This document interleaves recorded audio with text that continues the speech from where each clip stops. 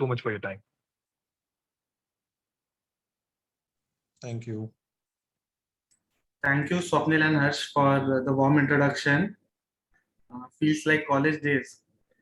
Uh, First of all, a warm welcome to all of you.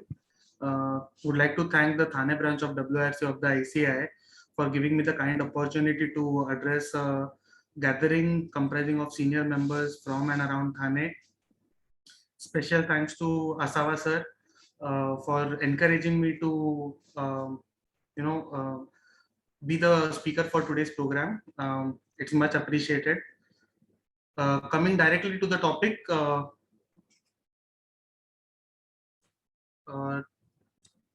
sorry. So today's topic is on the income tax provisions and the recent amendments which are relating to the trusts. We'll be concentrating mainly on section 10 and section 11. When I say section 11, section 11 and 12, we'll find out the differences or the different approaches one can have under section 10 or under section 11 and 12. And we'll then cover what are the recent amendments which have been, under section 10, 11 and 12 since 2014, because that is really the benchmark year from where there have been amendments particularly every year to curb out some necessary or to settle the litigations and avoid double triple deductions which were available. So coming to the first slide, we'll first I've given an overview of the relevant provisions under the income tax law which are pertaining to the trust. The first section, the section 10, the heading of the section reads as income not included in the total income. As we all know, section 10 basically deals with exempt incomes or the incomes which are not included in the total income at source.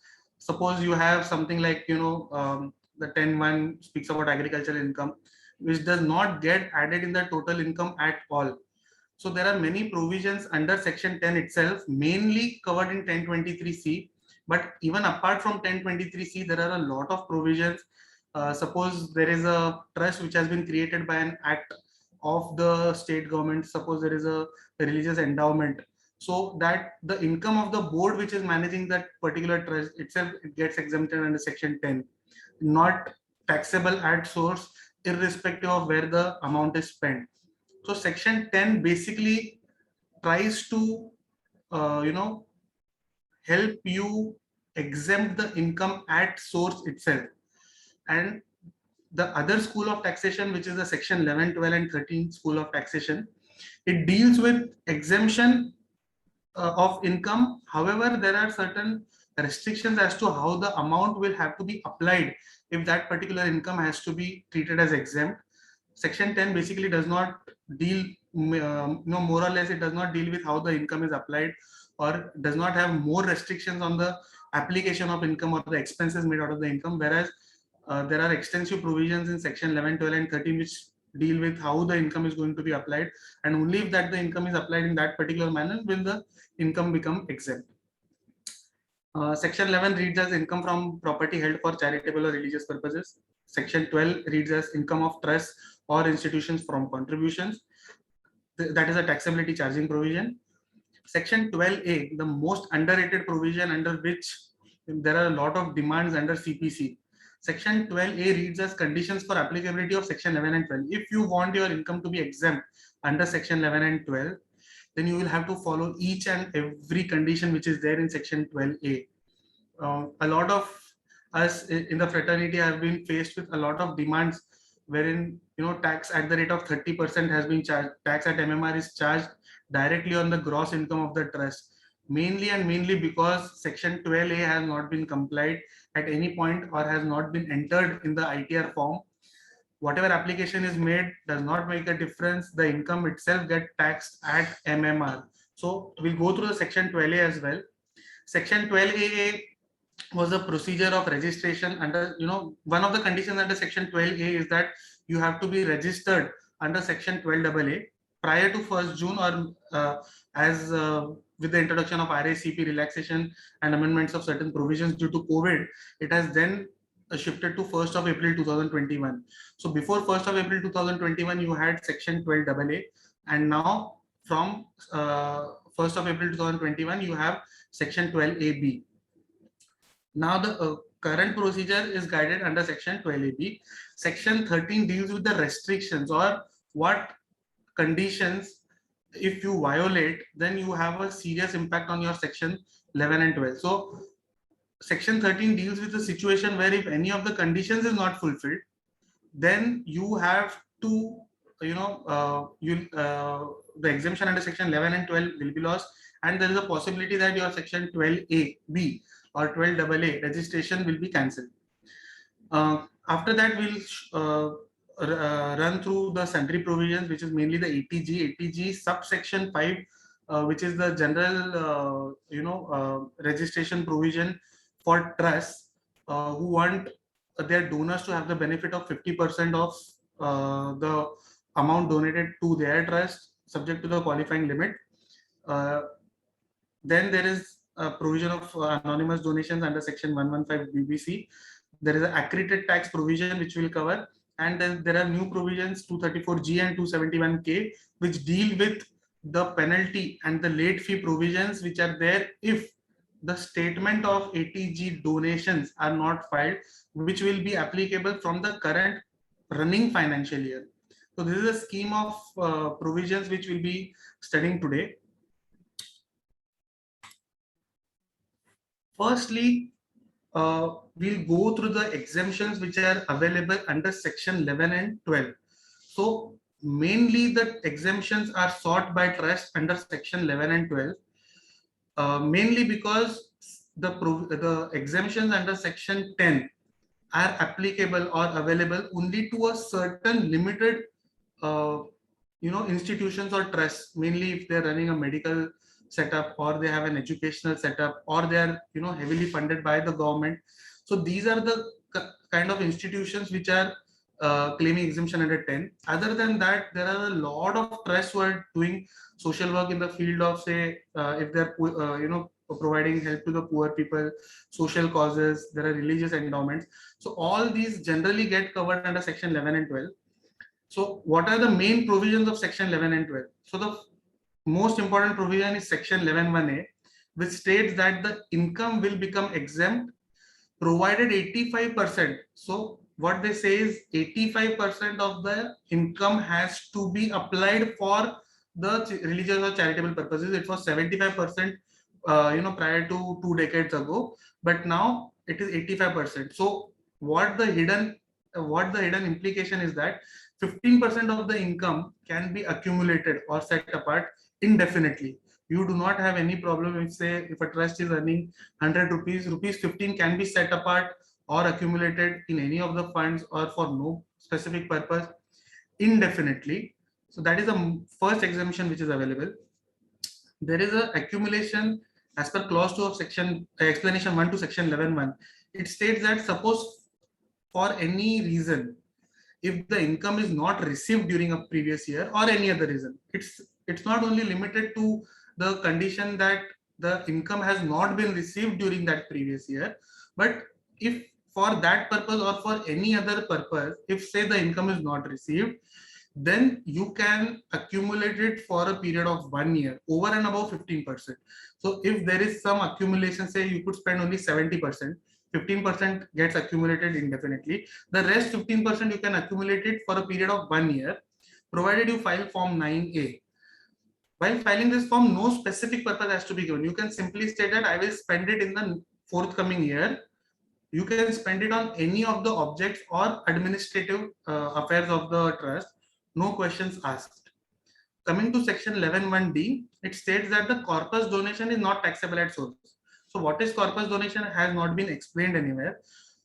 But relying on the various judgments, any donation which is received with a specific direction that it will form a part of the corpus of the trust. So what is the corpus of the trust? So we go to the Trusts Act, which states that corpus of the trust is that fund of the trust which will be utilized only at the time of winding up or only at the time of exigency. So if you are creating any corpus, that means there are only two hidden objectives, that whatever income you will be receiving from such corpus will be utilized for your day-to-day expenses or day-to-day affairs. Second, you will not touch that fund until and unless you have an existential crisis. So if any donation is received from any donor who states that this will form a part of the corpus, and you, the trustees, will not touch it unless there is a real exigency, then that donation will not be taxable at source. Whatever you do with that donation is secondary, but that donation will not be taxable at source. We have a very important amendment which has been announced in the Finance Act of 2021. So we'll cover that later. What happens to the business income? So if there is any income which is incidental to the attainment of object and the separate accounts are maintained, then if you are not falling under the head of advancement of any other object of general public utility, then that will be exempt. However, if you are falling under that advancement of general public utility, then you will not be given any exemption under section 11.4. 11.4a deals with a situation where the business is not at all related to what the trust activities are going on. So there is no specific exemption on that front. What happens to the capital gains? Suppose there is any asset which you have acquired in any of the particular years, and during the financial year, if you have sold the asset, then what happens is capital gains is not like the normal section 45, 46, 47, 48, no indexation, no benefit, even if it is a long-term asset. There is a straightforward section 11.1a which states clearly that if the net sale consideration is acquired for purchasing any other capital asset, then the entire capital gain will be exempt. If only that part is, only a certain part is utilized for acquiring another capital asset, then only that, to that extent, the exemption will be allowed. Other than that, the exemption will not be allowed. So what is a capital asset? So there are a lot of definitions, a lot of items which have been notified by the board. One of the main significant items generally which is used as a measure of tax planning is a FD, which is there for a period of more than 6 months. So if a trust is investing in any fixed deposit and is holding, the holding period of which is more than 6 months, it is considered as a capital asset. So if you are have sold any of the capital asset, there are some funds, and you park it in a fixed deposit which is of a period of more than 6 months, then at that time it will be considered as the income will become exempt, used as a tax planning measure. Just a second. The main provision, which is accumulation as per section 11.2, this is that provision which is a very liberal provision, of which most of the trusts, they take advantage of this provision, which states that suppose in a particular year you could not spend more than 85, suppose you could spend only say 60%. What happens is, as per section 11.1a, 15% of the income you can accumulate freely, no problem at all. What happens to the amount of shortfall? Say 100 minus 15, 85, 85 minus 60 you have spent, there is a balance of 25%. So there is a very liberal provision which states that no problem, we will not tax you on that particular 25%, provided you file a form 10. Once you file form 10, we will allow you to accumulate it for a period of 5 years. So you can spend it within a period of 5 years. However, while filing that form 10, you have to specify a specific purpose. So you cannot have a general purpose that I will be spending it on the objects of the trust, or I will be spending on this, and this, a vague object. You have to give a specific object. Suppose I will be purchasing a land, or I'll be constructing a building, I'll be constructing a school, I will be distributing grocery kits out of it, I will be buying medical kits, I'll buy an ambulance, a specific purpose. So if you give a specific purpose, then you can accumulate that particular fund over and above 15% for a period of 5 years, and you can spend it within a period of the next 5 years. So this is a very liberal provision of which most of the trusts take benefit. So this is the overview of exemptions which are available as per section 11 and 12. So this is the 11 and 12 school of taxation. Coming to the 1023 school, which I've told earlier that we'll be studying mainly section 1023C, the widely used exemption under section 10. So there are two, I have bifurcated the table into two parts. The first part which I've written is unconditional exemption to the entire income, which states that the income will be exempt without any conditions. You received the income, we are not concerned with what you do, your income is exempted, no questions asked. The second part is the conditional exemption, for which there are certain conditions which are there. We'll be studying, we'll be studying the same.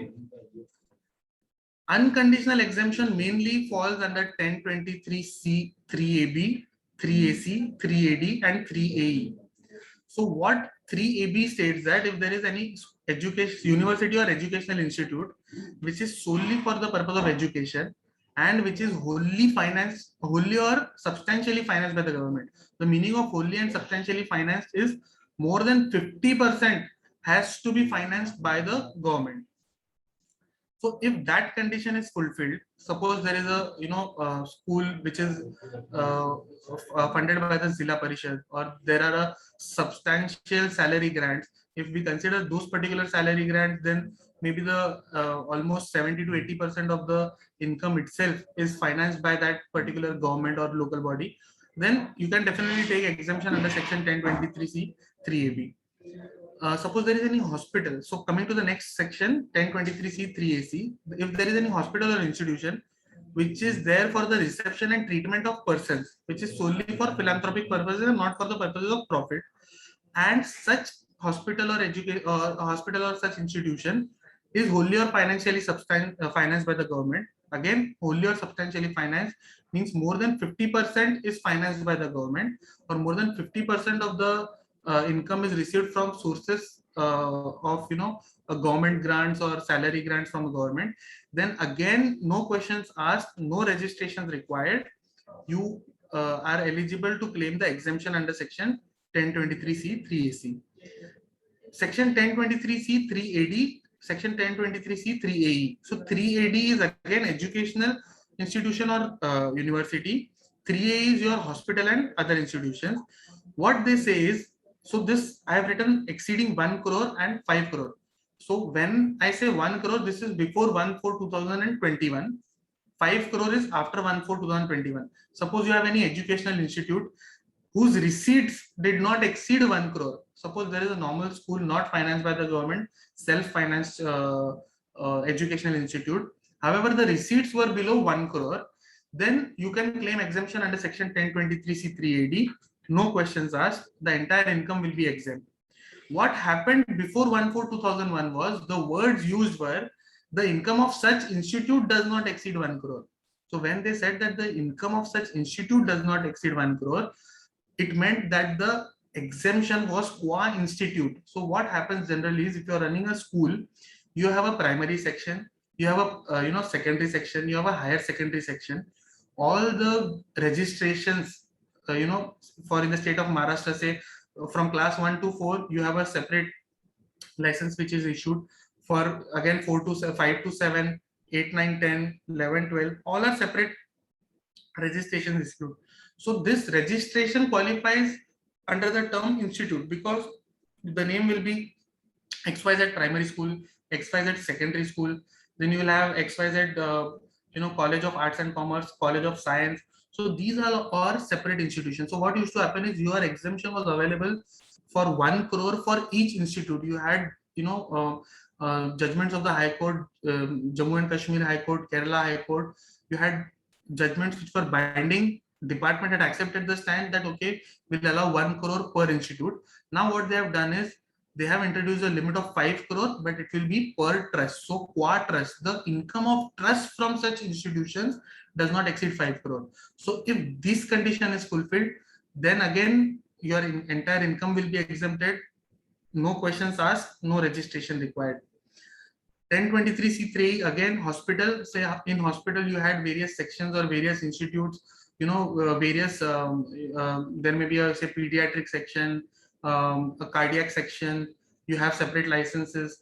So again, that has been done away with. Previously, it was 1 crore per institute or per institution. Now, the entire trust, if the income is less than 5 crore, then your income will become exempt. For these particular 4, there is no prior approval which is required, no registration required. If the condition is fulfilled, you claim exemption, no questions asked, no registration required. Section 1046 is an unconditional exemption. However, a notification by the central government is required. So this is one section where prior registration or prior notification is required.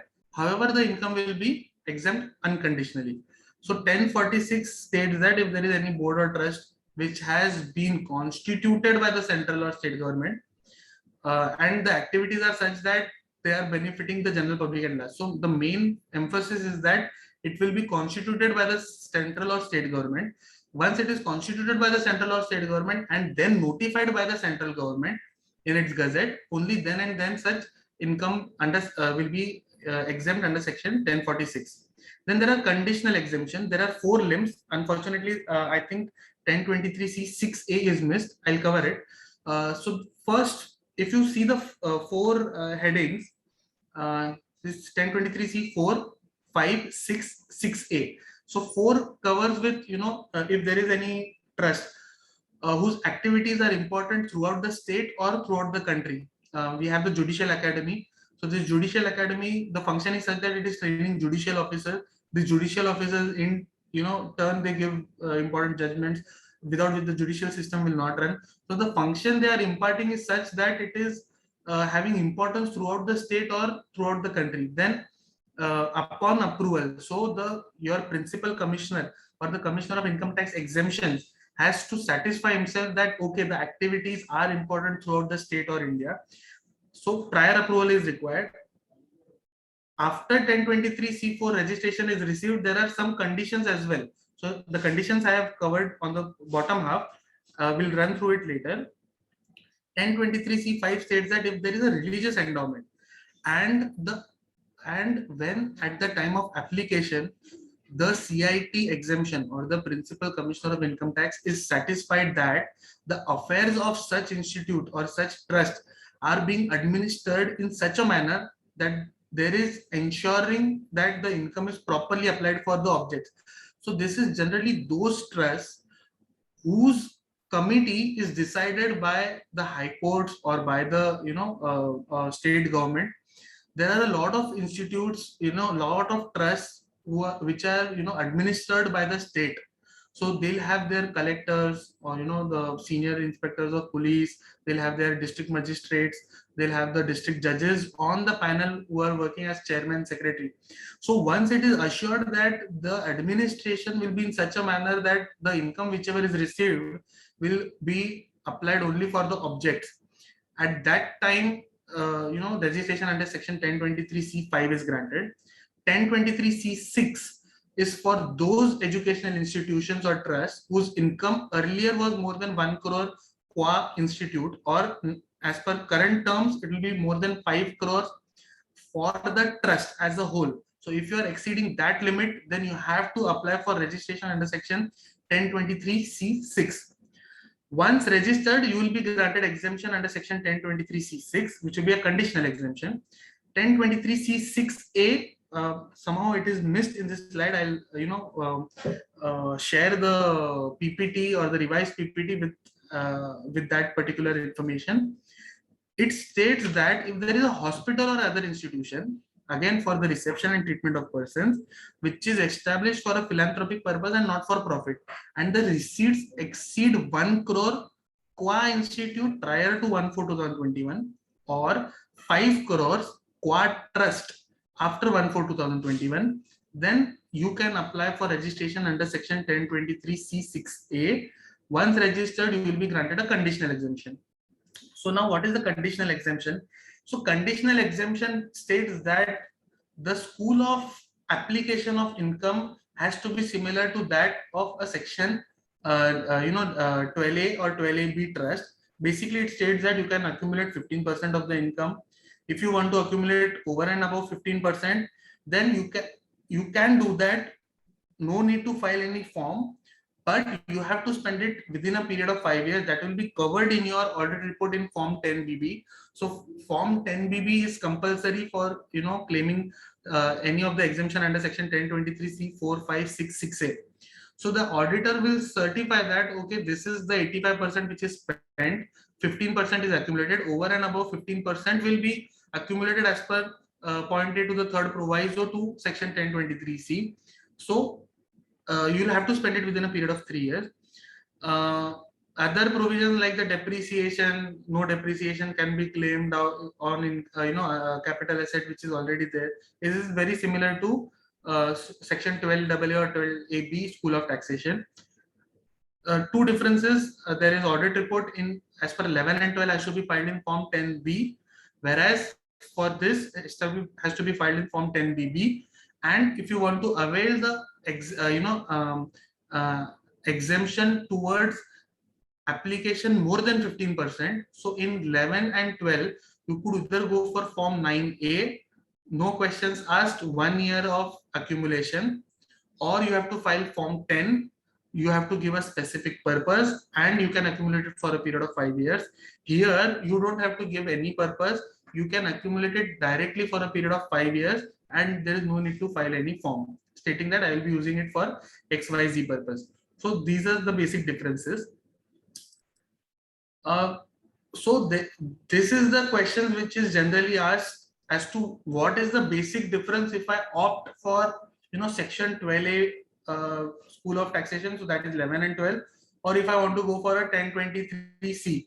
So what happens is, first we have to understand that Section 10 is only limited to certain type of trust. Say if you are a school, college, medical institute, or a religious institute, even for a religious institute to claim exemption under Section 10, your affairs have to be managed in such a manner that it ensures application. So basically it is for only those trusts where the government officials themselves are running the show.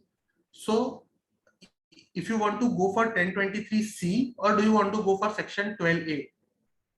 See, so I have made a list of differences between the two sections. So depending on each and every fact or each and every case, you can go for either 12A or 1023C depending on case to case. The first is that if you want to claim exemption under Section 11 and 12, that is, you want to get registered, you have to be registered under Section 12AB. So prior to getting exemption under Section 11 and 12, you have to be compulsorily registered under Section 12AB as per the new provisions, 12A as per the earlier provision. 1023C, as I already told, first four provisions, 1023C, 3AB, 3AB, 3AC, 3AD, 3AE. No need for registration if you are fulfilling the conditions, then no registration is required. If you want to go for 1046 or if you want to go for a 1023C 4, 5, 6, 6A, then only you have to go for registration. For that, registration is required. Secondly, the main other part of differentiation is that retrospective benefit will not be available if you are registered under Section 1023C. There is a specific proviso to Section 12A2. That specific proviso states that once the trust is registered under Section 12A, the income of the previous years also get the benefit of Section 11 and 12, provided that the assessment is pending before the assessing officer. So if there is any assessment which is ongoing or which is pending before the AO, then you get registered under Section 12AB. Now you will be allowed benefit of 11 and 12 even for the prior years. No such provision is there under Section 1023C. The next is that when you get registered under Section 12A or 12AB, there is a condition which states that if there is any modification in the objects, what happens is the entire game of Section 12A or 12AB is on three factors. First is the charitable nature of objects, second is the genuineness of activities, and third is the compliance to any other laws. So if the commissioner will satisfy himself regarding these three factors only, so what he'll see is first the objects which are enshrined in your document, in your constitution, AOA, MOA, or your trust deed. The objects have to be charitable in nature. This is the first. So he'll go through the objects. If there is any modification in those objects, then again you have to re-register under Section 12A. If there is any change in the objects under section 1023C, see 1023C is activity based. It is not based on objects. Suppose you have 20 objects which are there in your trust deed or on your constitution, then your 1023C, 3AB, 3AC, 3AD, 3AE, 4, 5, 6, 6A will only be available to those particular educational institutes, medical institutes, or the religious endowment, the religious endowment which is there. If you are receiving any other income from any other activity, that will not be covered under section 1023C unless it is only incidental to that particular school, college, hospital, or religious endowment. So it is activity based. So it does not concern with what your objects are. Even if your objects are 20, but you are running an educational institute, 1023C will cover that. If you add a 21st object, the CIT is not going to check whether it is charitable or not. So no re-registration is required if there is a change in the objects. The main consideration which we as practitioners should give to our clients is that we see a lot of educational institutes, school, colleges, the trustees of which are teachers. So what happens is we are always under a stress, or we are always telling the clients that if you are a trustee, don't draw any remuneration as a salaried person, because the department is going to take a adverse stand that there is an application of income to the trustees of the trust. We are not concerned if that particular application is within the limits, very reasonable. If you're drawing even 100 rupees as a salary, we will not allow it, because section 13 specifically says no. So for that particular trust, if they're fulfilling the conditions under section 1023C, suppose if there is the income of that particular trust is less than 5 crores, if they're running schools, colleges, the gross income is less than 5 crores, so we can suggest them that you can go for a 1023C, because 1023C does not bar any application to made to the trustees. So if there is a trustee who is working in the capacity of a teacher, then there is no provision under section 1023C which will restrict him to not draw remuneration. See, any remuneration to the trustee in his fair capacity has to be allowed, but it is a litigative matter. The AO is not going to allow. Then the ball will be in your court to prove that no, the services are actually provided, the services provided are fair, that the trustees, if the trustee would not have been appointed, some other candidate would have been appointed, then a similar range of salary would have gone to that particular person. So we are, and the trustee is drawing less salary than him, so there is a benefit to the trust. So these all have to be proved when you go for 11 and 12 and the trustee is drawing remuneration.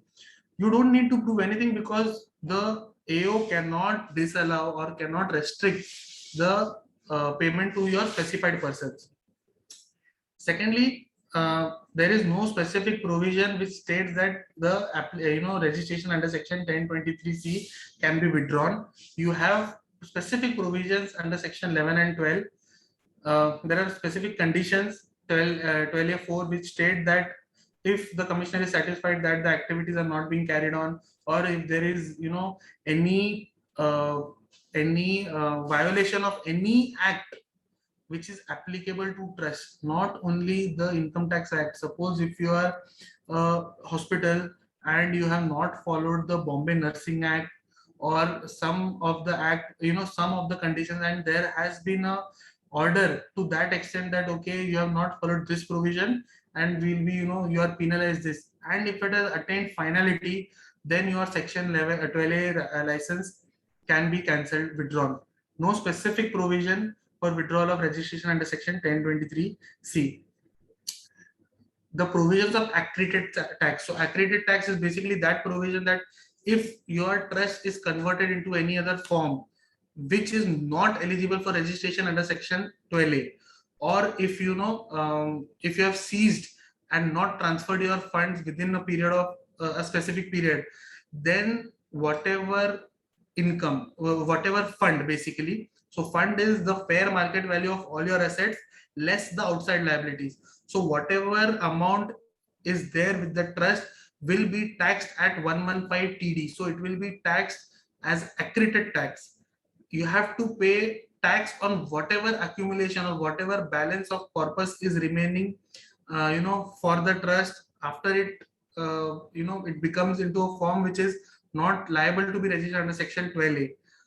Such provisions are not there. So if say you have enjoyed the provision of 1023C for say 5 years, unfortunately your 1023C could not be renewed for the 6th year, then it does not mean that whatever income you have accumulated over the period of 5 years will also be taxed.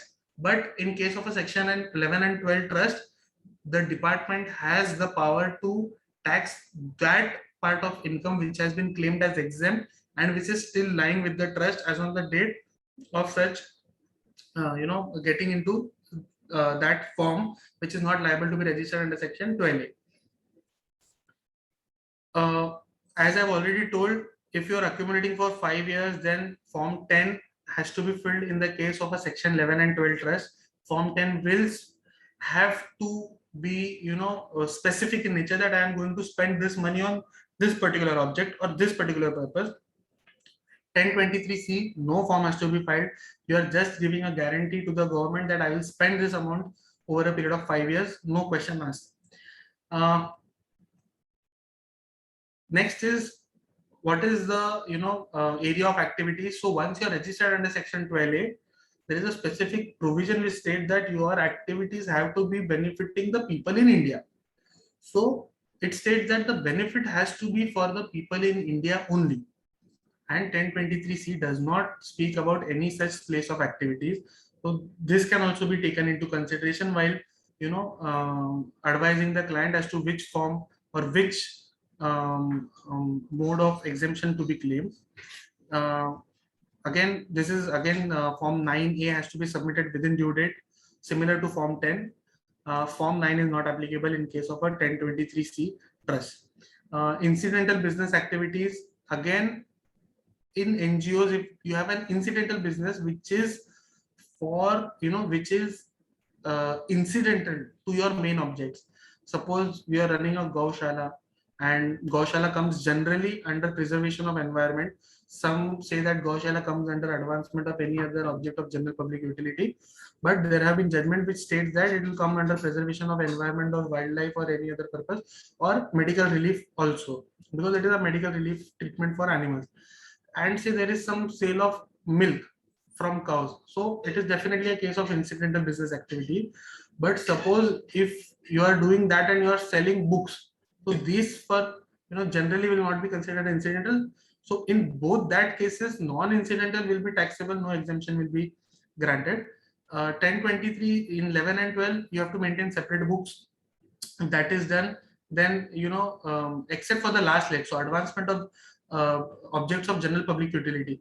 So if you are running a community hall, and you have a community hall which is you say that we will be giving it for a very cheap rent, and it is for a social cause, whatever amount we will be getting, we will be spending it for for the objects. But again, once that income itself is coming under advancement of general public utility, your 20% criteria will be hit, and then your income from that business will not be allowed to be utilized, or 11 and 12 will not be available in that case. So under 6 and 6A, you have to remember that if you are registered under section 6 and 6A, then no restrictions of incidental business is there. However, for 4 and 5, so 4 basically is your school or educational institute, is a trust which has importance throughout India or state, and 5 has a religious endowment which is administered in such a manner that the application will be made on the objects of the trust only. So if you have 4 and 5, then similar condition is that you have to maintain a separate books, and if you maintain the separate books, your exemption will be granted. So this is the broad difference between if you want to go for a 1023C or 11 and 12. As I've already told, it will not be this option will not be available to each and every trust, for the simple reason that 1023C is only applicable to an educational institute, a medical institute, or a religious endowment generally, and 11 and 12 is available to the entire range, say religious, educational, medical, relief of poverty, preservation of environment, preservation of wildlife.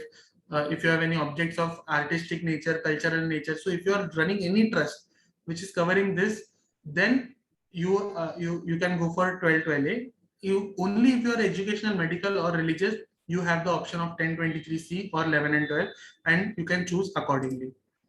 Now coming to the recent amendments, which is by Finance Act of 2014.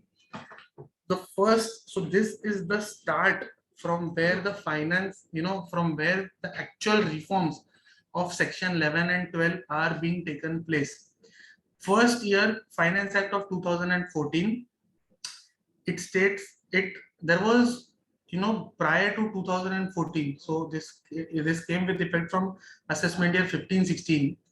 Prior to that, there was a concept of triple deduction. I'm not saying double deduction, I'm saying triple deduction.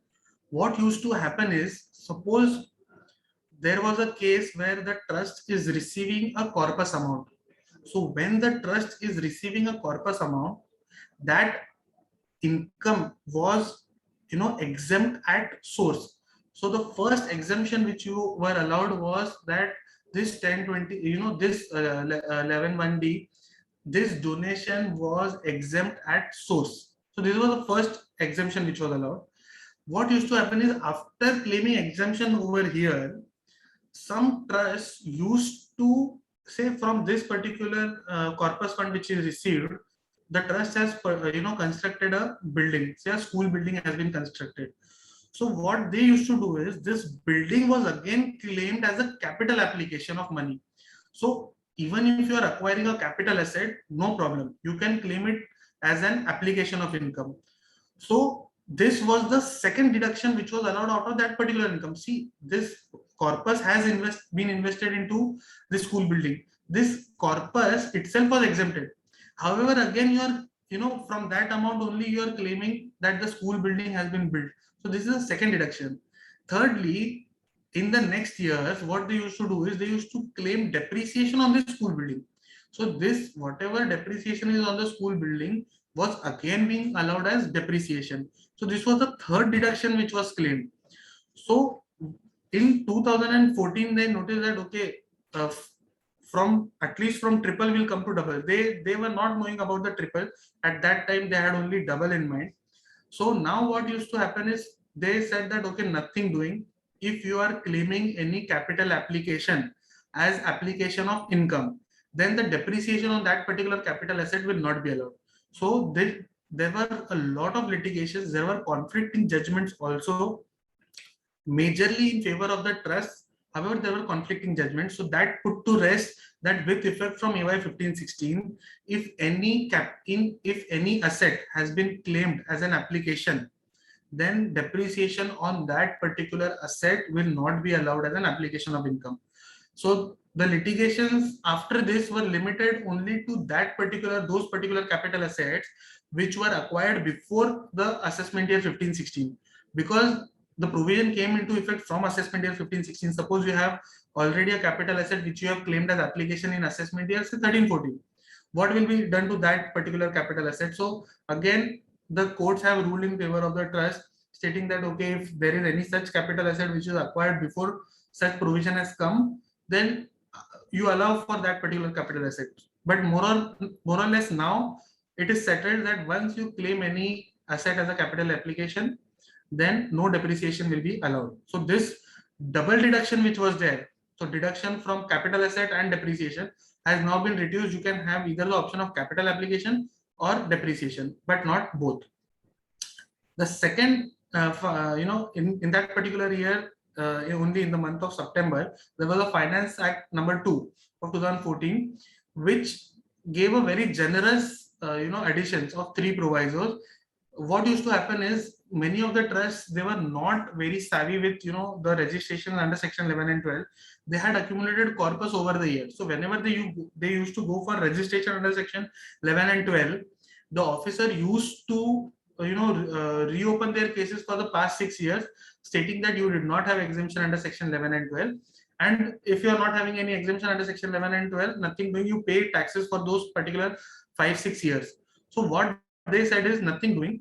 If you are getting a applying for registration under section 12AA, then, and if you are getting for that particular assessment year or from that particular assessment year, then retrospective benefit will be allowed. Secondly, the officer will not take any action under section 147 only because the trust did not have any registration under section 12AA.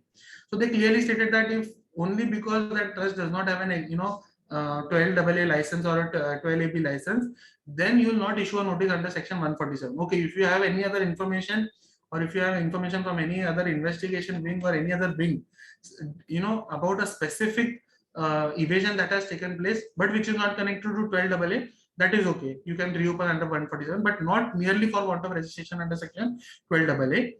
And they added a proviso stating that if at any time the registration was cancelled or was refused. So if there is a cancellation of 12A registration or refusal of grant of registration, then these two provisos will not be available to the specific trust. So we have to be very particular in the sense that even if it is a technical rejection, we face a when we went into the faceless scheme, there were a lot of trusts who had applied manually, and then the applications within 6 months they used to send notices online. The trust did not get the notices online, and they were rejected as such that okay, there is no compliance from the trust side, and hence we are rejecting for the want of document. So the only logical step was to apply for appeal and then get it set remanded back to the CIT exemption, because what happens is once you have a refusal of registration under section 12A, then your first two provisos go for a toss. So you have to be very particular while you are applying for a 12A. If in case you are not able to submit the document, then it is better to withdraw the application and apply afresh, because withdrawal of an application will not tantamount to refusal, though it is for given as a rejection for statistical purposes, but we have withdrawn and you have accepted our withdrawal request, so it cannot be deemed as cancellation. So you have to take care of that. Then there was a notification of 52/2014. So 2014 was the first year, bang reforms in the field of trust. They wanted a separate specialized section entirely which was dealing. So before 2014, all your registrations, all your assessments were done by normal CITs depending on your PIN code or on your jurisdiction. But after 2014, October 22nd, 2014, they have created a separate exemption charge altogether. So in Maharashtra, there is one at Mumbai and one at Pune. So Mumbai covers the entire Mumbai and Navi Mumbai PIN 4007012 710. And the rest of Maharashtra, except for Mumbai and Navi Mumbai, will go to Pune. Now again, we are under a faceless regime. Still, the charge of exemption has not come under REAC. It is still there, but the new forms not yet notified. Provisional forms are there definitely, but provisional is adjudged by CIT Bangalore, CIT CPC, DIT CPC Bangalore, and CIT Exemption Bangalore. So the entire provisional registration has been centralized to either CPC Bangalore or CIT Exemption Bangalore. So it is not with your Pune or Mumbai. Provisional registrations not granted by your respective jurisdiction.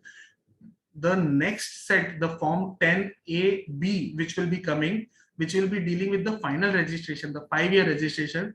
We need to wait and watch as to what rules they are making. Will they take it under faceless? If they are taking under faceless, then can it be, it will be given like before 2014 to any of the CITs, irrespective of exemption charge or not. So this is what time will tell. No specific or particular answer right now. Then Finance Act 2015, it stated, so assessment year 16-17 onwards, all of us might have come, across many cases where the Form 10 or Form 9A for particular assessment year 16-17 onwards was missed to be filed on time, or it was not filed on time, or it was filed after the return. So 2015 Finance Act stated that Form 9A has to be filed electronically before the due date of return. And Similarly, Form 10, which is amendment in section 11.2, it stated that again Form 10 had to be filed electronically before the due date of return filing under section 139(1). So from assessment year 16-17, the government has emphasized on time-bound compliances. You will come to know in the next, next slides as well, as to how they want to have each and every compliance in time. So before this amendment, there was the Supreme Court case of CIT versus Nagpur Hotel Owners Association. It stated that the form could be filed at any time before the completion of the assessment. So the assessee had the option to even file before the AO, even at the time of reassessment proceedings. So it was a lot of liberal provision was there. Nothing from AY 1617 Form 9A or Form 11, Form 10 not filed, nothing doing, no exemption will be given. Finance Act of 2016, mainly because of the Tata Trust, it came into being. Tata Trust, what happened is they had a lot of shares of their own company. Then they in the year 2015 they put a application before the CIT exemption Mumbai, stating that we do not want to continue with our TOEL registration, we want to surrender the registration. The CIT exemption Mumbai said that there is no provision in law where you can surrender suo motu your own registration which we have granted. They went to the Bombay High Court. Bombay High Court in 2019-20 said that it is always the assessee always has the option whether you have mentioned under law or not. But if he has the option to file an application, then he has the file to. There is an implied right which he has to surrender his own registration, even if the law does not permit. So this entire department, they got shocked as to how to tackle this. So they got in a new provision 115 TD, which states that if you are converting into any form which is not eligible for grant of registration under section 12AA. So in the case of Tata Trust, what happened is the trust was holding shares of Tata Group companies and they used to receive dividends, though they used to see in a trust the dividend prior to our this year's or last year's amendment, where now the dividend is even taxable for a normal individual. The dividend distribution tax has been taken away and the tax has to be borne by the individual. So what was the provision for trust? So even if the dividend had suffered the dividend distribution tax, the exemption was not available under section 10 to a section 11 and 12. So there is a specific section 11.7 which states that no other exemption will be available except for section 1023C and 1046 to a trust. So for a trust, a dividend which has already suffered the dividend distribution tax also has to be offered as income. So the Tata Trust felt that okay, we are already facing two hits on two front, that we are already, this dividend which we are receiving has been tax suffered under 1150, and even after that our investment in shares is outside the provision. It is hitting section 13 which states that your funds cannot be invested in modes other than 11.5 and 11 other than 11.5. So other than government company shares, the trust cannot invest in. So they were facing hits on two fronts. So they voluntarily surrendered. Now the department in 2016 came with the provision of accredited tax. They have three conditions. So first condition is it is being converted into a form which is not eligible for grant of registration. So if from a public trust now you want to cancel the public trust and you say that okay, the beneficiaries only will be my sons or my relatives, then it is being converted into a form which is not eligible, or it has merged into any entity other than an entity having similar objects, and such entities registered under section 12A. So if is getting merged with any other non 12A entity or non-synchronous object entity, then again the provision of 115 TD will be hit. Or if you have dissolved and you have failed to transfer the assets to any other trust having similar objects within a period of 12 months. So within dissolution, upon dissolution, you have a period of 12 months. You have to transfer the assets which is registered under section 12A or 1023C having similar objects. If any of the conditions is not fulfilled, then in addition to the normal tax, the trust will have to pay difference between the market value of assets and liabilities at maximum marginal rate. So this and the surcharge would be also applicable. So this was a provision which was brought in to tackle trusts who are availing benefits of section 11 and 12, and subsequently it is noticed that the registration is getting cancelled or surrendered, but whatever income has already enjoyed the benefit of section 11 and 12, that particular income could not be taxed. But now with this provision, they can tax that particular income as well. 2017 had 5 changes. This was with from assessment year 18-19. Firstly, they made a proviso in section 1023C that if you are accumulating any income over and above 15%, and you are transferring such income as a voluntary contribution, stating that it is becoming a part of corpus of the trust, the other trust. So any income which you are giving, and you are giving a direction that it will form a part of the corpus of that particular trust, so that will not be allowed as an application. Because what is happening is, suppose there is an income which is received by me. So now the income is received by me, I have to spend it. But what I do to escape the tax, I create any other trust and I give a corpus donation to that particular trust.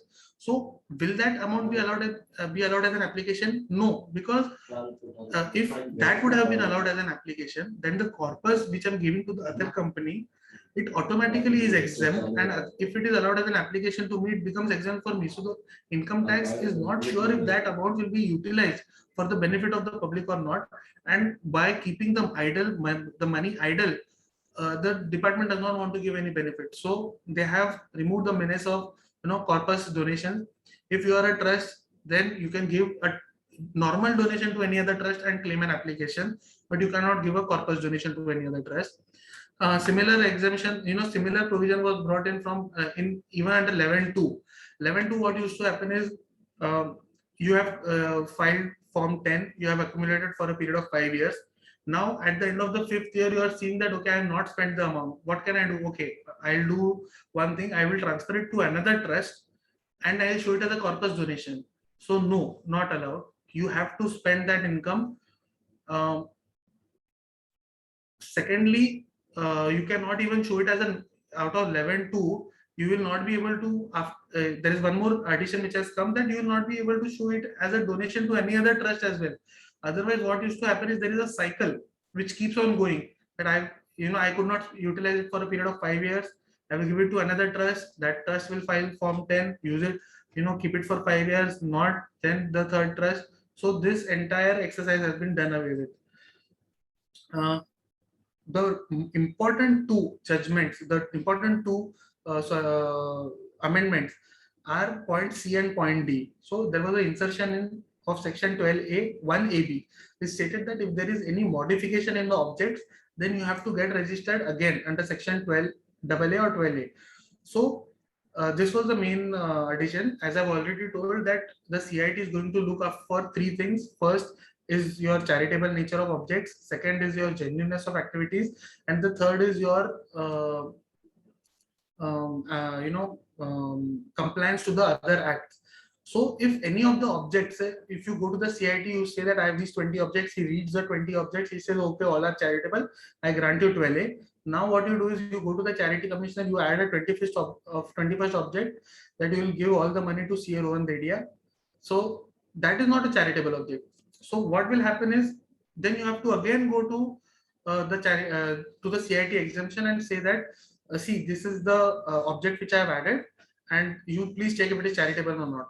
So again, at that time, he has the power to look at everything. So he'll look at charitable nature of objects, the activities, and the compliance. So this important insertion, if this is not done, if this condition is not followed, then your 11 and 12 is gone.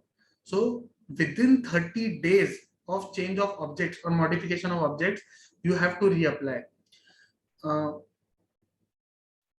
There was one query which was received 2 days back, that because form 10AB is still not available, what is the way out? So in the last the last circular which has come in, they have stated that any form which was supposed to be filed from 1st April to 31st of March can be filed up to 31st of March. So even if, say, if you have any objects which you have amended in the month of April 21, you could not file the form by May 2021, then you have a time up to 31st of March 2022. So this is only for this particular year you are getting this leeway, but otherwise 30 days flat. This 12A1BA, so this was, just a small two-liner insertion which was done, because of which there were a lot of demands which came in. The simple two words they had added was that ITR has to be filed before the due date of filing of return under section 139(4)(a). So what they said is, provided the return of income is filed within the time allowed under that section, has to be filed as per the provisions of subsection 4A of section 139 within the time allowed under that section, not that subsection. So what the CBC did is that they literally went by the meaning of subsection 4A. Subsection 4A has a, has one sentence which states that the return has to be filed under section 139(1). But here they stated that the return has to be filed under the time limit allowed under that section. So for that purpose, that section will mean 139. So we made a representation. We stated that when you say that the time allowed under section 139, then you have to allow under 139(1) and 139(4) as well. So assessment year 18-19 onwards, so still you have to make sure that the return of income is filed either under section 139(1) or 139(4). If the return of income is not filed at all, suppose if there is any trust who could not file the return under section 139, that is, the return was not filed before either 139(1) or 139(4), then you will not be eligible to claim exemption under section 11 and 12. You will come across a lot of assessments or a lot of 147 notices stating that you had a transaction, now file your return of income. If under 142(1) you file ITR 7 claiming exemption under section 11 and 12, no benefit will be given.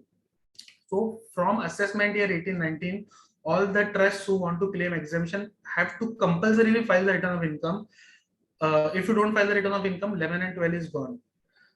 Again, as I stated, that 1023, a normal provision was also added that corpus donation, if any, received by 1023C trust will also be exempt. So earlier there was no provision, in case of trusts or institutions, which specifically exempted the corpus donation.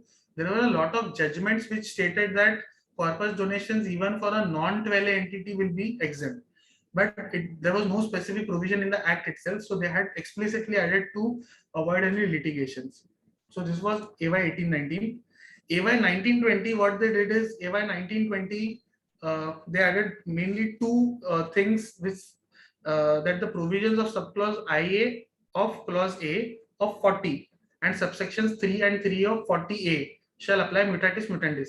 So what they said is, suppose if you have a business income assessee, so we used to, if they are not making compliance of TDS, then what we do is we disallow 30%, 30% of such expense, and or if they have made any, cash payment of more than 20,000 and now it has come down to 10,000. So if you are making any cash payment of more than 10,000, then again that particular expense will not be allowed. So those provisions they have inserted as explanation 3 to section 11(1) and proviso to 1023C. So what is the importance for us chartered accountants? Now when we file form 10B, we certify that this trust has made an application of this much rupees. So now when you say that it has made an application of say 1 crore rupees, but of that 1 crore rupees, 20 lakh was such expenditure on which TDS was supposed to be deducted and they have not deducted. So you have to disallow 30% of that and you have to certify application only of 94 lakhs. So if you don't do that, then there is always a weapon available with the department saying that there is a mistake while certifying, and they can levy a penalty under section 271J. And in the faceless regime, we are going to come across such instances where if they find out that okay, the audit report does not contain this or does not contain that, then they will definitely come to the auditor and say that how have you failed, because there is no courtesy between the department and the professionals. It will be pure business from since the time we are under faceless. So you have to make sure that while certifying, you are seeing that the trusts are following the provisions of TDS and there are no cash payments which are made of more than 10,000 rupees. Again, there is the Finance Act number 2 of 2019. What they did is they had added one particular provision under section 12AA. So earlier, as I told that the CIT was only looking into two things, which was the charitable nature of objects and the genuineness of the activities. So they inserted a new area of inquiry altogether. So it was so broad. It stated that the CIT is empowered to satisfy himself about the compliance of such requirements of any other law for the time being in force by the trust or institution as are material for the purpose of achieving its objects. So with this provision, what happened is a lot of trusts, educational institutions which were, non-minority, they had to show their compliance of RTE provisions to the CIT. A lot of rejections were made by CITE for those schools, colleges who are not following RTE norms under the garb of this. See, if you are following the RTE provisions or not has to be looked at by the Zilla Parishad or the Mantralaya department of UDD, which governs you. So, but now because the wordings are such that he can even check under any other act, so he is now getting powers of other acts to check whether the any other infringement of that particular act is done or not. So this was a wide range which was given. At the same time, in that particular order itself, the CIT even has the power to cancel the registration under section 12AA4. That 12AA4 clearly states that if there is a trust which has not complied with the requirements of any other law referred to in clause 2 of A of subsection 1, and the order, direction or decree by whatever name called holding that such non-compliance has occurred has either been disputed, not been disputed, or has attained finality. What it means is that suppose you have a hospital, as per the Bombay Nursing Act, say you need to have at least one registered medicinal practitioner at your premises for the whole time. You cannot leave the premises without having an RMP in your premises. Suppose there is a surprise visit by the department and they see that there is no RMP. They fine you, they give you an order stating that okay, this is the breach which has occurred and we are cancelling or suspending your license or cancelling your license. So now if this has been done by the appropriate authority, then the CIT exemption can rely on that order if it has attained finality or I have not disputed that order. That is still okay because I have the option to apply to the proper authority stating that no non-compliance has been made, or the non-compliance I am going for a condonation, and that order you kindly condone the delay or condone the mishappening which is done. And once that is done, I have the power to go to the CIT exemption and tell him that okay, no non-compliance is done, because he has to rely solely and solely on the direction, order and decree of any other non-compliance under that particular act. But such wordings are not there while granting of registration under section 12AA.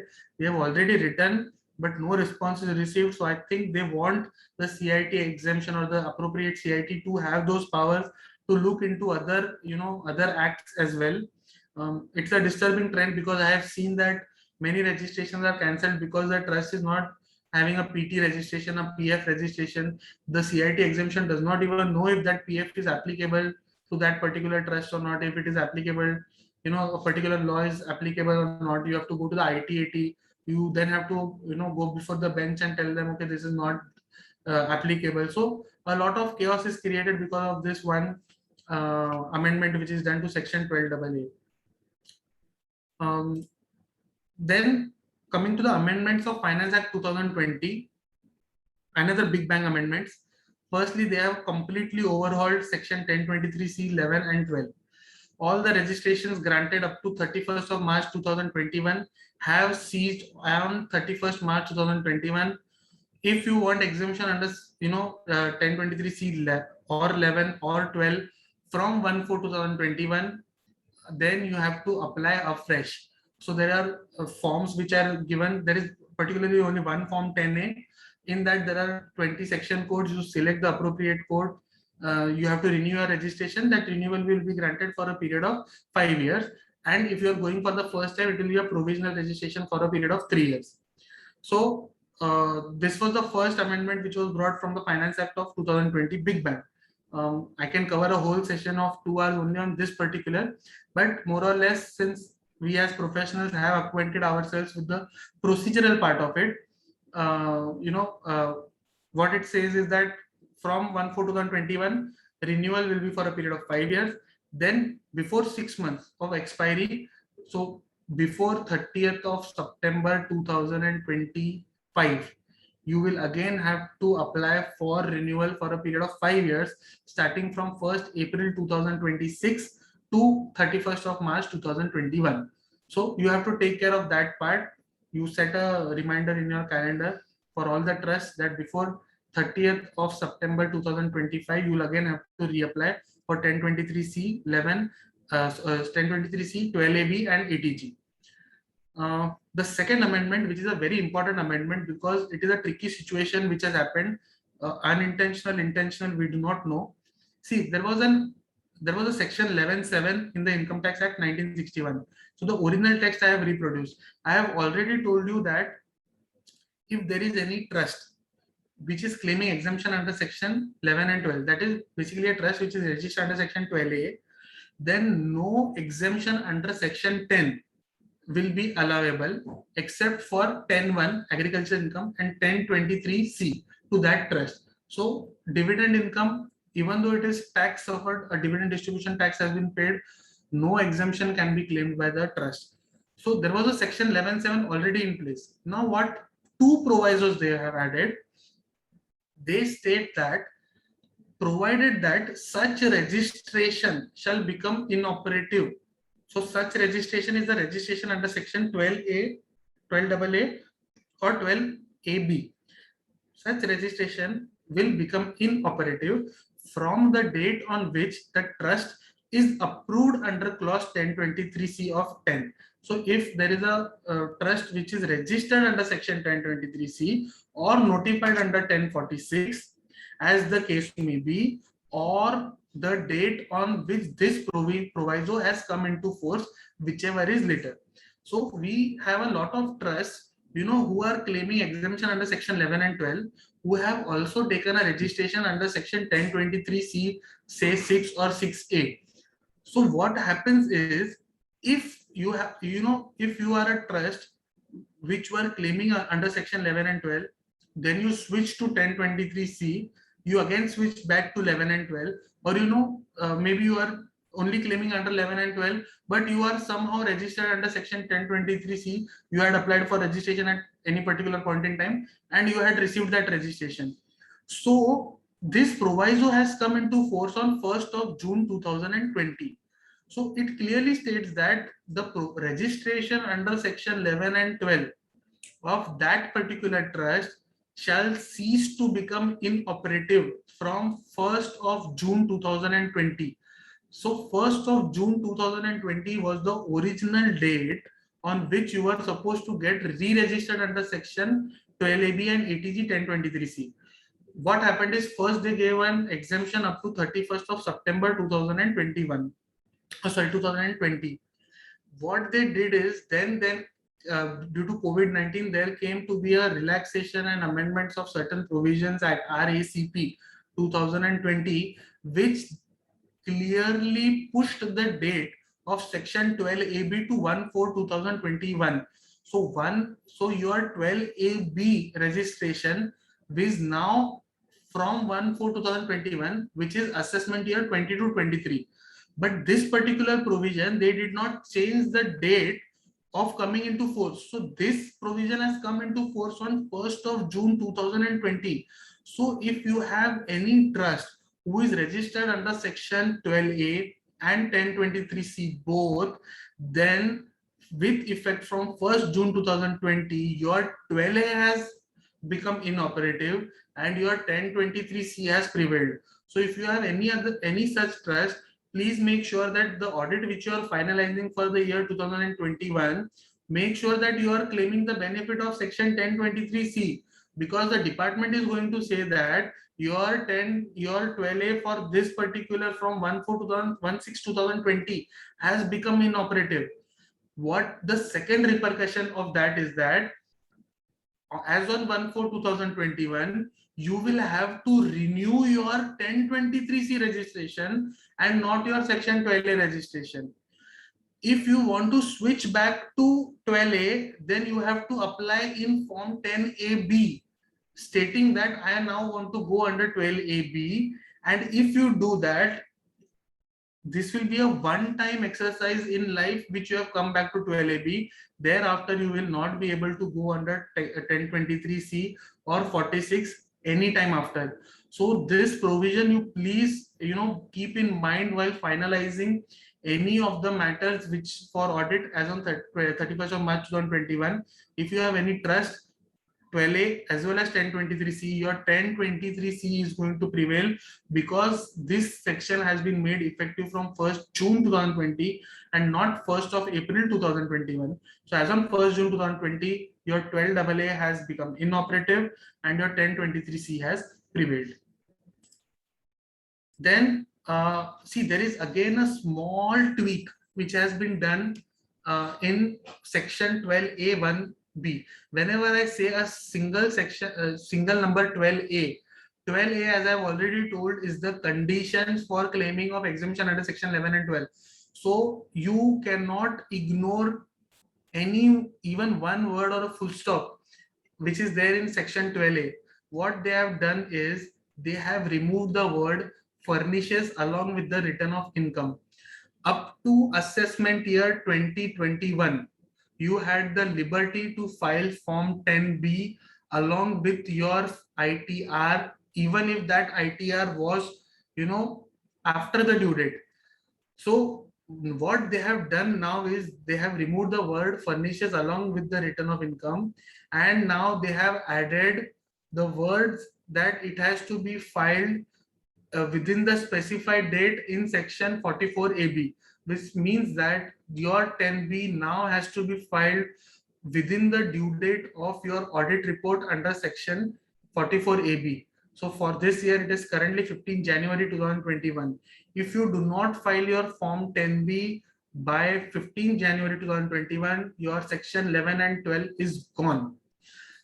What is the intent behind this? So we have come across many cases where ITR was filed, say, within time, audit was filed within time, but audit report was filed after filing of ITR. Suppose the time is 30th of September, you have filed your ITR on 29th September, and you have filed the audit report in form 10B on 30th September. See, you have not made any late compliance. All your compliances are on time. Your ITR is filed on time, audit report is filed on time, but because the words used were the assessee shall furnish along with the return of income, so your 10B has to go before or on the date of filing of ITR. Simple one condition not fulfilled, your entire 11 and 12 was disallowed by CPC, and you were at the mercy of the department for condonation of delay under section 1192B. Nothing doing.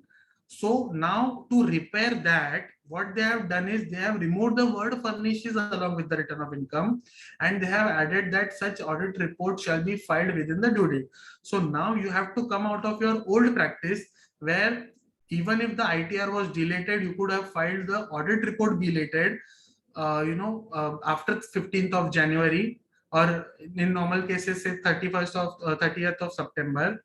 But now, no, you have to file the audit report in time. If your form 10B is not filed within time, then your exemption under section 11 and 12 is gone. So please make a note of this. This is a major change from the normal practice. You will come across a lot of cases where there is a traditional practice that the audits are getting finalized with a delay and form 10B is not filed in time. So again, there will be a scheme for condonation, but then you will be at the mercy of the department itself. Then there is amendment in section 80G. So 80G, they have come up with an amendment which purely states that the institution will deliver a statement and such statement shall comprise of certain particulars. So you have to now give the name, address, PAN of the donors of the trust. They have also added a clause 9 in section 80G, which states that you have to furnish a certificate to the donor specifying the donation, and that that certificate will be in a particular format. So this is very similar to a TDS provision. They now want you to file a statement which we, the entire year statement. So this is applicable from financial year 2021-22. So the running year, all the donations which are received by a trust which is registered under section 80G, you have to file a statement before 31st of May 2022, which will contain the details of all the donors. And if you do not file this, you will not be able to generate the certificate. If the certificate is not generated, the donor is not going to get the benefit of 80G. They have specifically added an explanation which states that for the removal of doubts, it is hereby declared that the claim of assessee for deduction in respect of 80G shall be allowed only on the basis of information relating to said donation furnished by the institution or fund. So only if it will be reflecting, maybe it will be reflecting in the 26 years, only if it is reflecting or the form is filed by the trust. So as a citizen, as a donor, you have to give your PAN to the trust, make sure that you get the donation receipt in time, and you have to make sure that by 31st of May 2022, you get that electronic certificate. It is similar to a TDS certificate. Only on the basis of that you will get the exemption under deduction under section 80G. If the trust does not file, 80G is lost. This is mainly to curb the malpractice of deductions under section 80G, which were being punched by all the employees or all the businessmen without actually making the donation. So now only if the trust which is registered under section 80G says that okay, I have received this money from this particular donor, only then your donation will be allowed. Two provisions, 234G and 271K, have been added. 234G is the late fee provision. So basically they have come up with a new trend that for levying a penalty, you have to hear out the assessee. So nothing doing, will come up with a late fee. Late fee is already, Bombay High Court has said that no, late fee is not a penalty, it is a late fee. So for every to ensure compliance, they are now coming up with late fees, as well as they have a penalty provision. So the late fee is 200 per day, similar to a TDS return, 200 rupees per day. So if you are delayed in filing the form, then you have to pay 200 per day, no questions asked, no relaxation, nothing. 271K, suppose if your donor goes to the assessing officer stating that, okay, sir, I had given a donation to this particular trust, but they have not filed, so you take corrective measures so that assessing officer will give you a notice as why we should not show cause, as to why we should not levy the penalty. If you do not give a satisfactory reply, then he can levy a penalty from 10,000 to 1 lakh rupees. So these are both the provisions of 234G and 271K.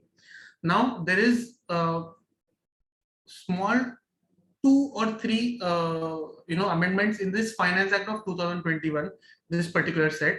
As I had already told that there was a triple deductions which used to happen, that corpus donation is being exempt at source. After the corpus donation becoming exempt at source, the trust used to claim it as a capital application, and after capital application they used to treat it as a depreciation.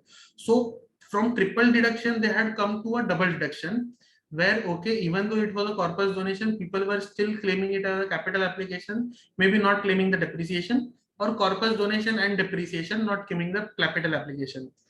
So firstly we'll come to amendment in 1023C 3AD 3AE. As I've already told, the limits are increased to 5 crore from the earlier limit of 1 crore, but the words have been changed. So earlier the words used were provided that the receipts of such institute did not exceed 1 crore. So as I already told, if there is an educational institute running primary, secondary, a different college for different college, junior college, senior college, arts section, science section, so these were all separate institutes. and you could not exceed 1 crore per institute if you wanted to claim 3 AD. But now they have increased the limit to 5 crores, but they have also changed the wordings which state that the receipts of the trust from such institutes do not exceed 5 crore. So this limit of 5 crore is now qua trust and not qua institution. So even though the limit is increased, you have to make sure that the earlier practice of qua institute has been done away with. Now we are on qua trust. So this limit of is increased to 5 crore. Now coming to the second set, in that there are majorly it is three changes which is made.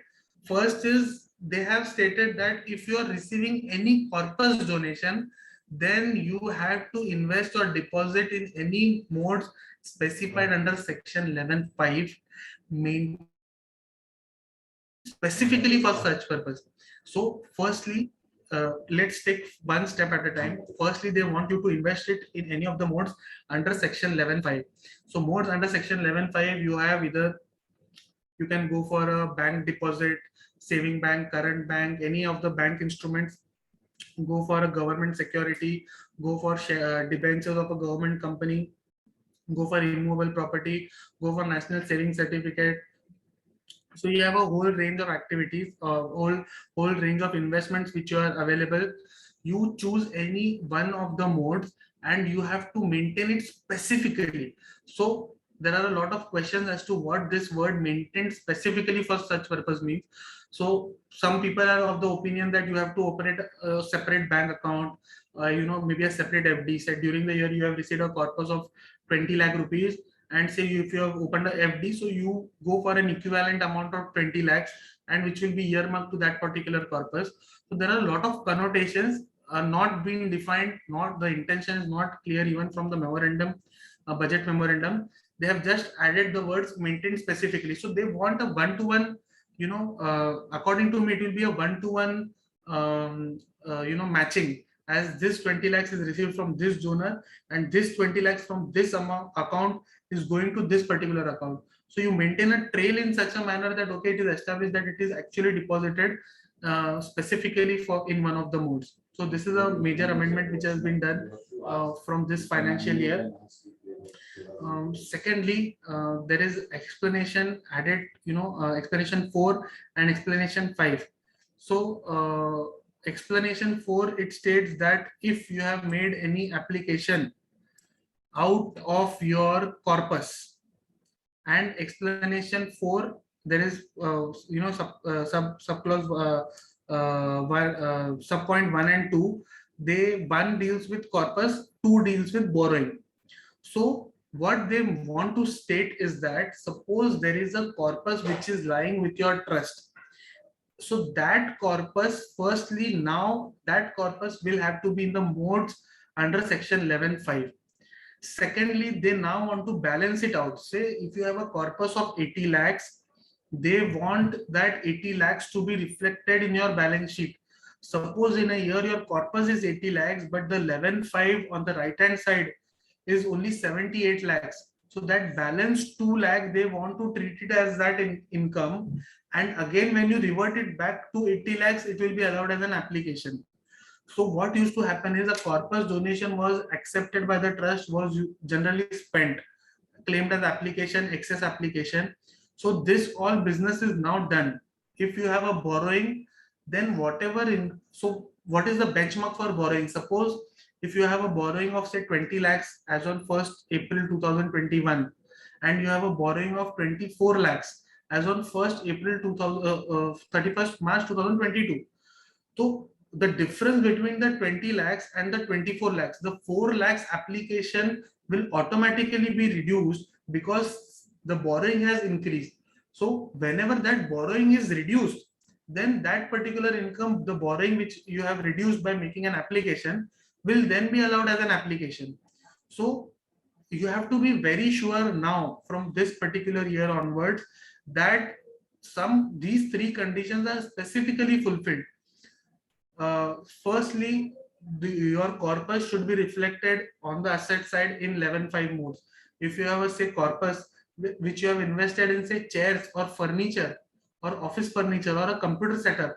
Now this computer setup, office furniture, this is not more specified under section 11.5. Land and building except machinery is okay, but office setup furniture will not be allowed. So what you have to do is you have to definitely transfer that corpus of that amount which you have made furniture and everything to the income and expenditure account, transfer it to the income and expenditure account, which means that you are offering as an income from yourself itself, and then you can claim that computer or office furniture which you have purchased as an application, and once that is done, depreciation is gone. So they have thoughtfully introduced these provisions such that no double deduction will be allowed in any manner whatsoever. Forget the double deduction. This, I guess, is the last set of amendments which which has completely stopped the minor exploitation of the double deduction or triple deduction which was going on. So from henceforth there is no way out. If you have any the corpus, or if your corpus is not reflecting on the asset side, that particular year that income will have to be the difference will have to be offered as an income. Then whenever you are fulfilling that condition again, it will be allowed as an application.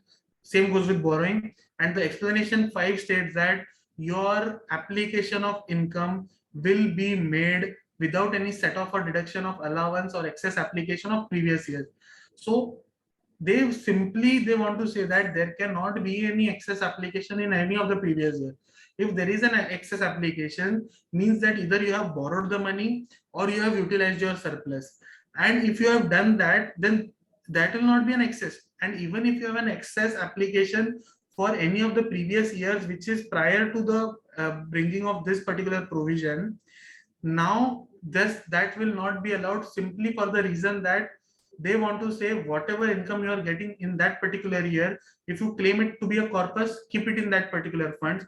If you claim it as an application, then you claim it as an application, close the chapter, no depreciation will be allowed. So with these amendments, it is now a pure game of what income comes in has to be expended. No monkey business of either take a corpus donation letter and then claim it as an application, then take the depreciation. All is gone. You have to maintain specific accounts for all the corpuses you are going to receive from this particular year. If you utilize that corpus, automatically that corpus donation will go.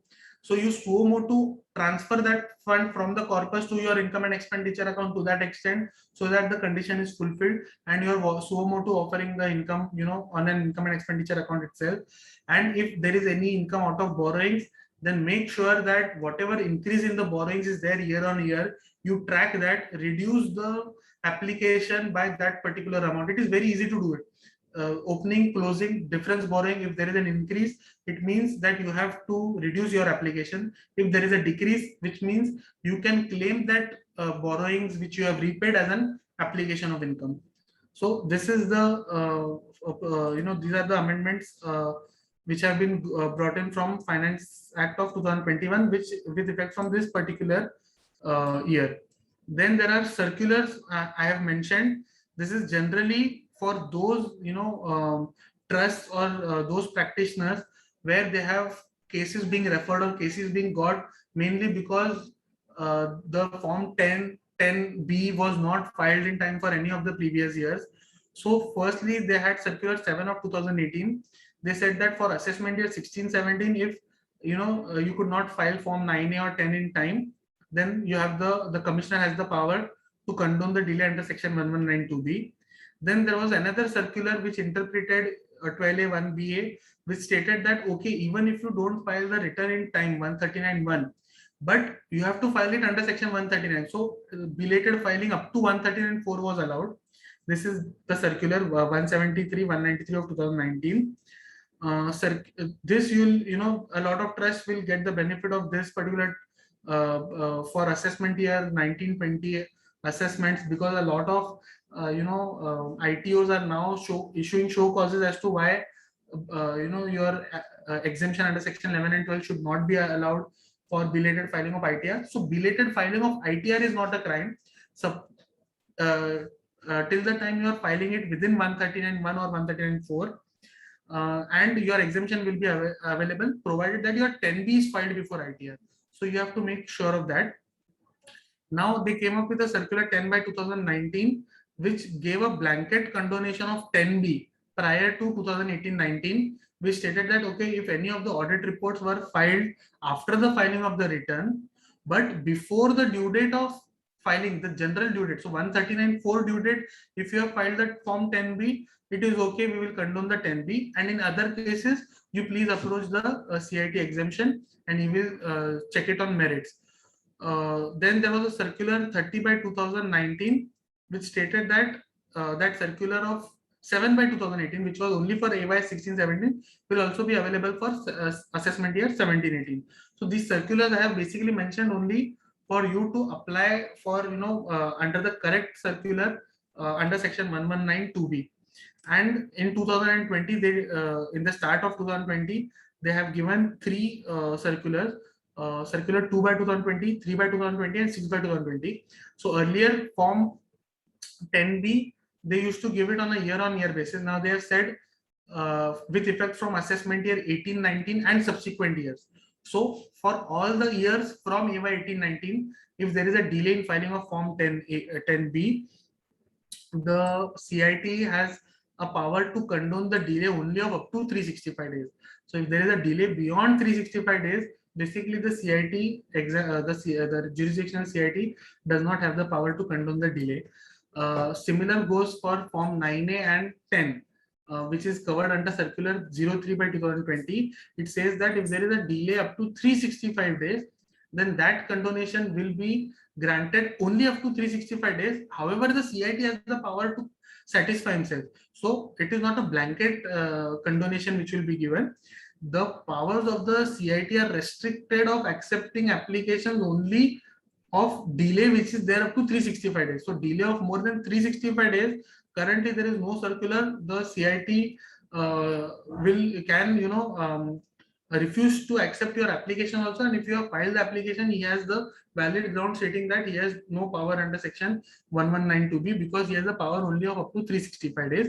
You can then go to the High Court because after condonation is rejected, the only resort you have against an administrative action is by filing a writ to the High Court.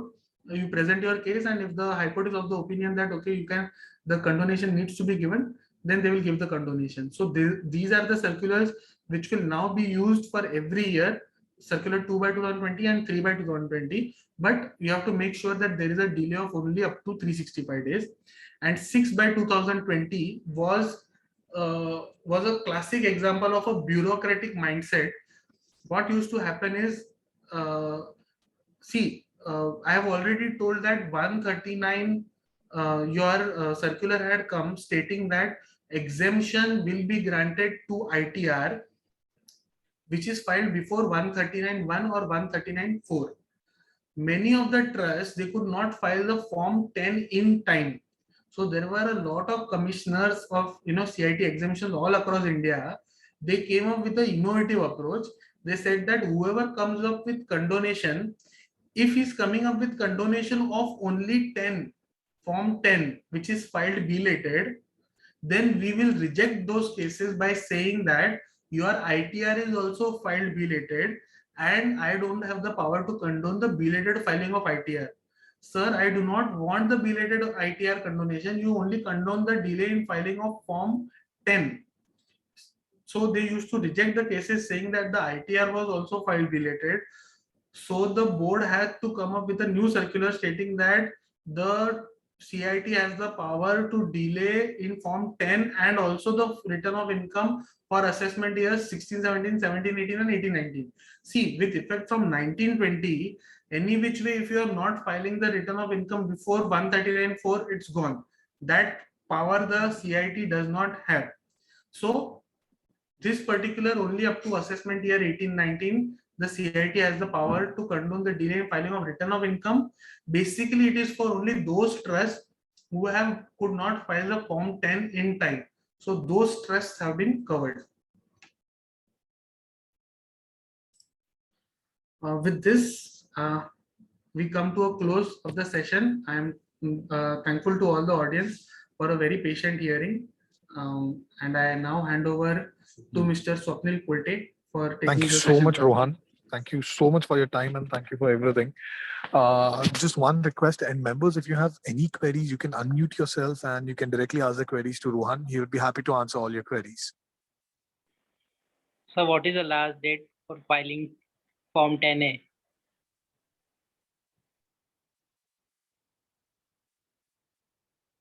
So Form 10A, the last circular which has come, it states that Form 10A can be filed up to 31st of March 2021.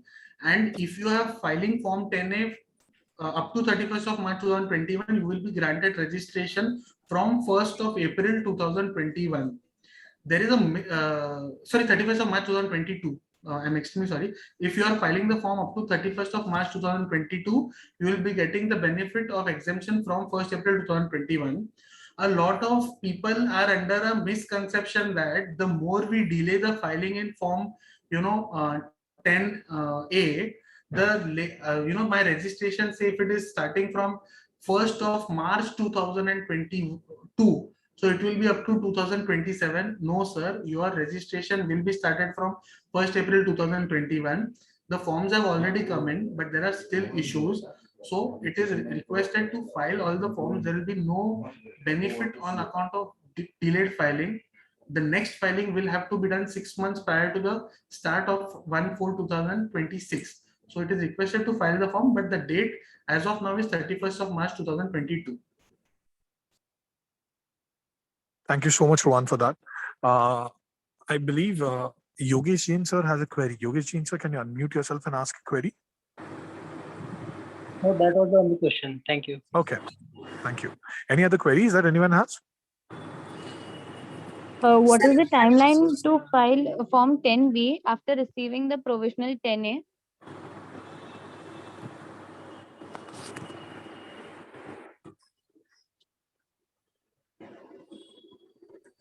See, Hello. so I'm assuming, see, Form 10B is the audit report.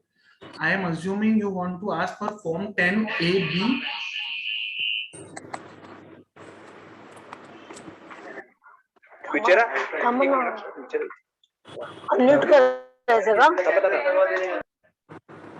Hello.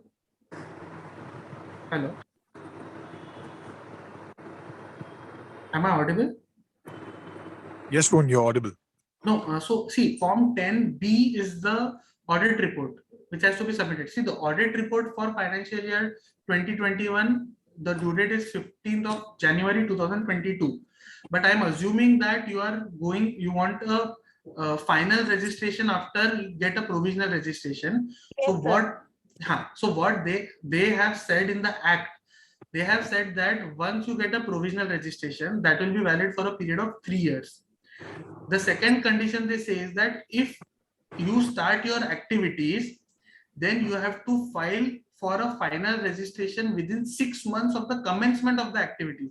So you say if you have filed Form 10A, you will be getting your registration from 1st of April 2021 by default. Suppose you have started your activities in the month of May. So within 6 months of commencement of your activities, you have to file Form 10AB. But there is a second catch with this circular which has come. They have said that any Form 10A or Form 10AB, which is supposed to be filed from 1st April 2021 to 31st of March 2022, can be filed up to 31st of March 2022. Thank you so much, sir. Thank you so much, Rohan. Any other queries that anyone has to ask? Yes, sir. I myself wanted to. Yes, ma'am. Please go ahead. Sir, Rohan, sir, I just wanted to confirm that regarding set asiding the amount, if that 85% criteria is not getting fulfilled, so Okay. we need to file Form 10 before filing of the income tax return and Form 9A?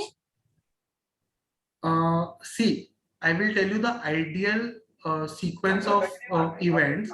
What you have to do is first you file Form 10A. First you file Form 10. Form Right. 10 is filed by the assessee. So the assessee is communicating that to the AO that we will do it for the next 5 years. then you go for Form 10B, which is your audit report. So Yes. auditor will certify that this is the application which is done.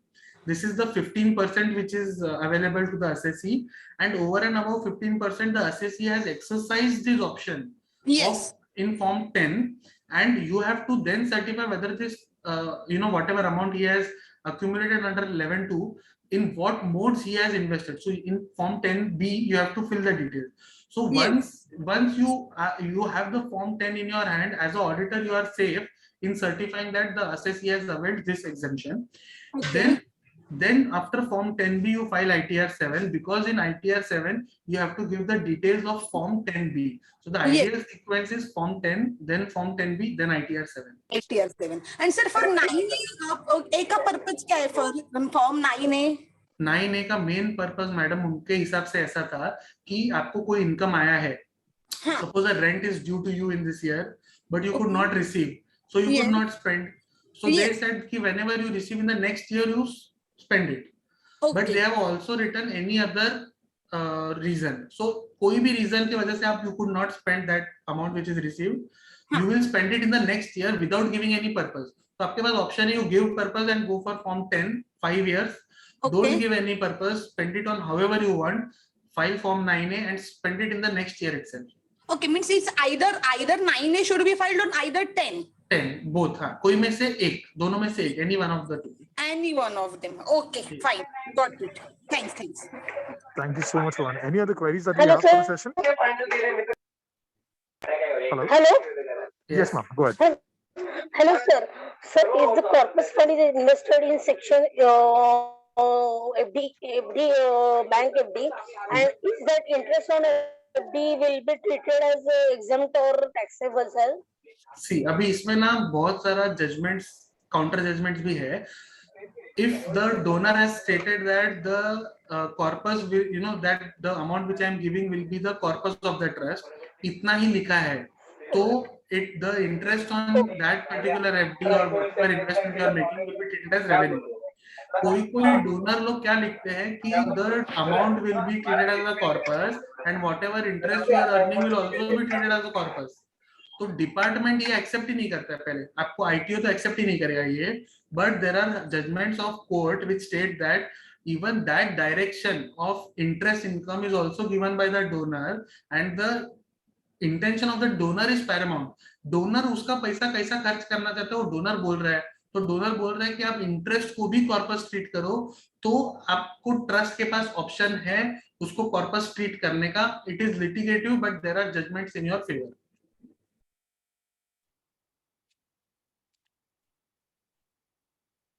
Thank you so much, Rohan. Any other queries that we have for the session?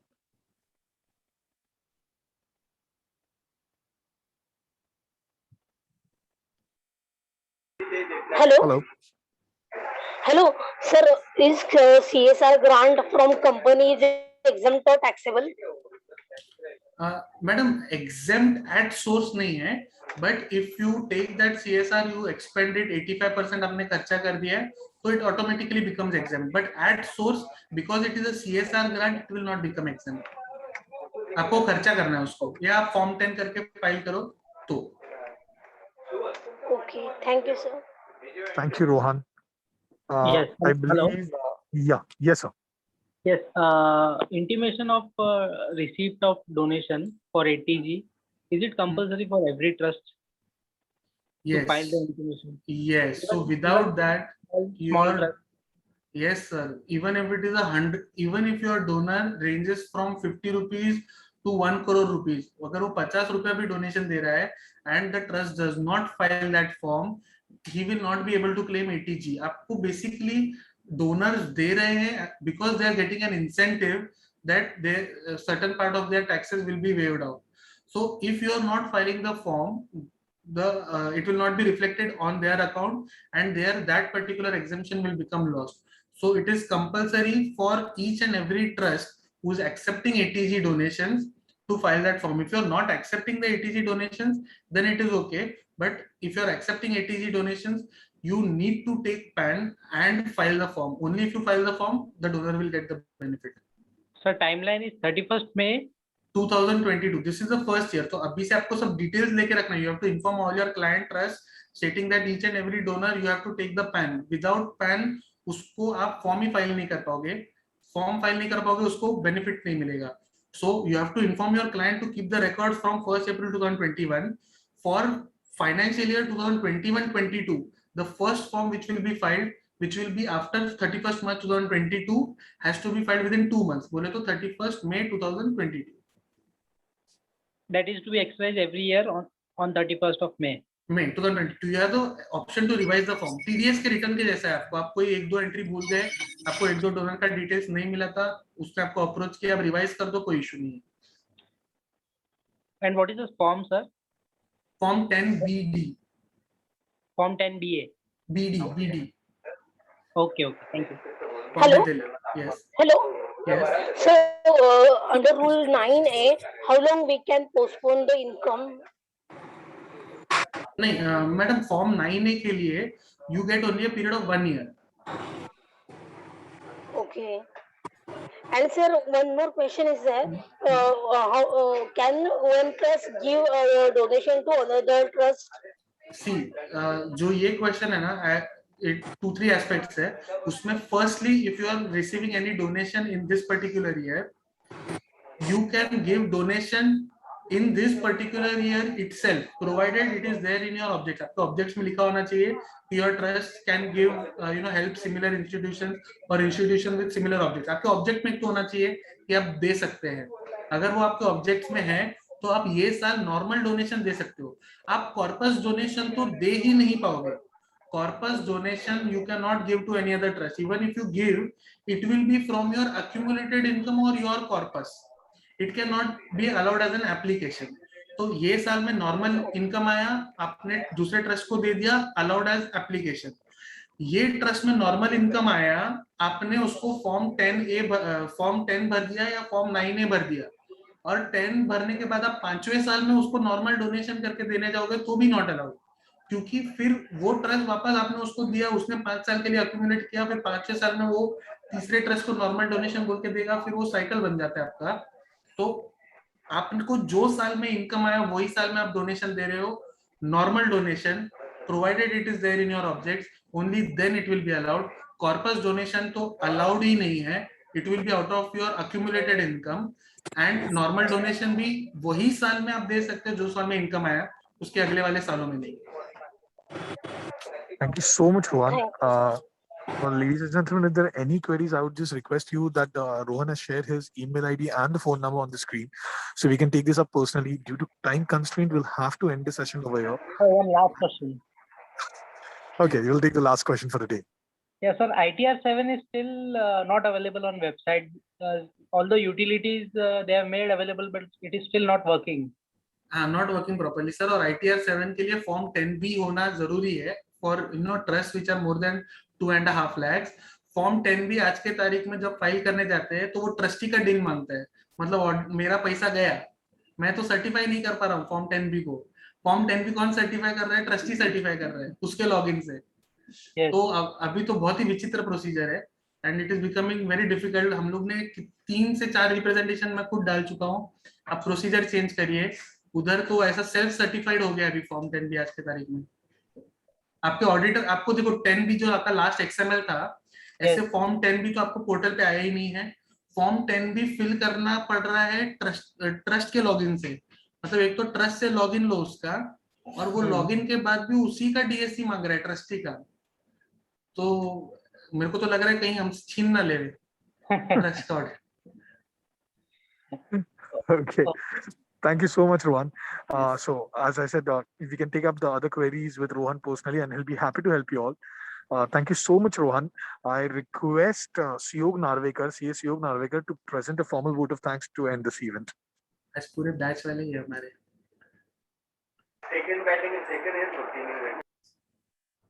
Siyog, are you there with us? Okay, so yeah, now I'm off mute. So it gives me immense pleasure to extend this formal vote of thanks to my college friend Rohan Deria. And like in his introduction, Harsh Agarwal rightly said, He's a master of all the subjects. So, in my experience, whenever I have been in a room with him, and I've been in a lot of rooms with him, and we have discussed on various topics, he is always the smartest person in the room without giving any effort. And even today in this room with all of us on this topic, Rohan Dedia proved the same fact again. And due to this, and I would like to extend this formal vote of thanks on behalf of Thane WIRC. Thank you very much, Rohan. It was a great pleasure to hear from you on topics which are so much in the niche, like Section 10, 11, 12 of the Income Tax Act, talking on the trusts. It was a great honor to listen to you today. And I'm sure all the members of Thane branch and from other branches will be very happy after this lecture. Thank you very much. It was a great pleasure. Thank you, Rohan. Thank you so much, Suyog. Thank you so much, Rohan, for devoting your time for the Thane Institute, and we'll always be grateful for this. We'll look forward for more sessions from you. And thank you so much, all the members. We will meet tomorrow again at 5 p.m. at the same time to continue with our Local for Vocal series. Till then, take care, stay safe, and we'll meet you tomorrow. Thank you so much.